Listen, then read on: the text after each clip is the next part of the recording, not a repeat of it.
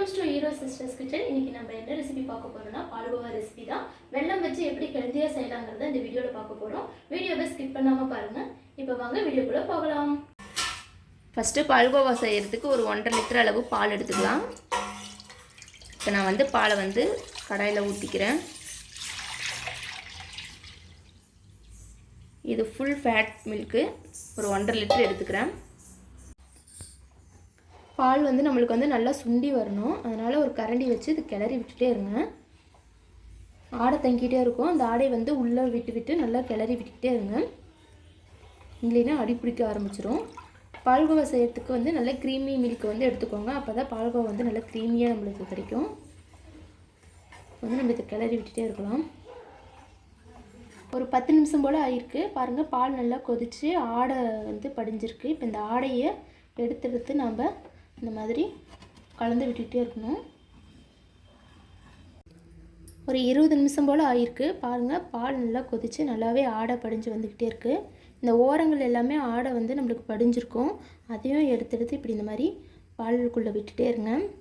இதை மிக்ஸ் பண்ணிகிட்டே இருக்கணும். ஏன்னா இந்த ஸ்டேஜில் நம்ம கலந்து விட்டுக்கிட்டே இருக்கணும். இல்லைன்னா அடி அடி நல்லாவே பிடிக்க ஆரம்பிச்சிடும் பால். அதனால் இந்த மாதிரி அந்த ஆடைகளை நம்ம பாலுக்குள்ளே சேர்த்து மிக்ஸ் பண்ணிக்கிட்டே இருக்கணும்.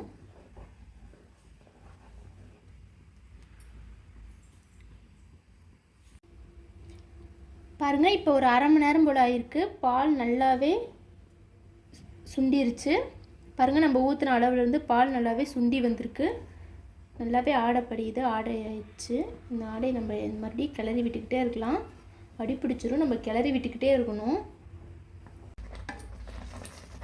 ஒரு 50 நிமிஷம் போல் ஆயிடுச்சு. பால் நல்லாவே சுண்டி நம்மளுக்கு ஒரு க்ரீமி பதம் கிடச்சிருச்சு. நல்லா அடி பிடிக்காமல் கிளறி விட்டுட்டே இருங்க. ஒரு அரை கப் அளவுக்கு நான் வெல்லம் எடுத்திருக்கேன். அதை இதோட ஆட் பண்ணிக்கலாம். நம்ம வெல்லம் ஆட் பண்ணியாச்சு. இது நல்லா கிளறி விட்டுக்கலாம். உங்களுக்கு ஸ்வீட் இன்னும் வேணும்னா இன்னும் கொஞ்சம் ஜாஸ்தியாக ஆட் பண்ணிக்கோங்க. இந்த மாதிரி வெல்லம் சேர்த்து செஞ்சு சாப்பிடுங்க. ரொம்ப ஹெல்தி, டேஸ்ட்டும் ரொம்பவே நல்லாயிருக்கும். வெல்லம் சேர்த்து நல்லா கிளறி விட்டுக்கோங்க. இந்த ஸ்டேஜில் ஒரு அரை டீஸ்பூன் காட்ட ஏலக்காய்த்தூள் ஆட் பண்ணிக்கலாம். வெல்லம் சேர்த்துனே கொஞ்சம் தண்ணி விடும். நீங்கள் கிளறி விட்டுக்கிட்டே இருங்க. நல்லா சுருண்டு வந்துடும்.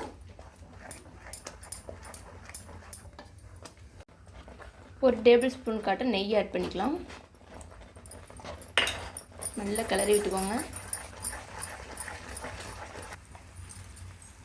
இன்னொரு ஸ்பூன் நெய் ஆட் பண்ணிக்கலாம்.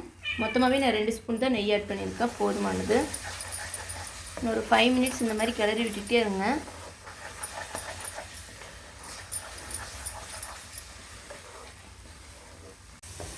பாருங்கள், ஒட்டாமல் வருது பாருங்கள். கடாயில் நம்மளோட பால்கோவா ரெடி ஆயிடுச்சு. நம்ம பிளேட்டுக்கு மாற்றிடலாம்.